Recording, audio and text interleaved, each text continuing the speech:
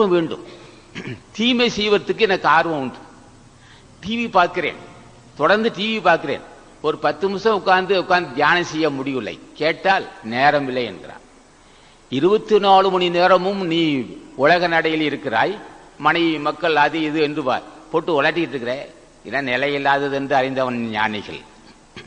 இதுல கவனம் செலுத்தியப்போ ஒரு 5 நிமிஷமாவது 10 நிமிஷமாவது உட்கார்ந்து ஒரு திருவாசகத்தை படித்து மாணிகவாச திருவடி போட்டுன்னு சொன்னியா, திருவாசகம் படிச்சா என்னைக்கு கேட்டாலும் நேரம் இல்லைன்னா, நேரம் வந்துடுச்சுறான்னா, எப்போ வரப்புறம் பெடையில் அடிச்சு கொண்டு போடுவான்.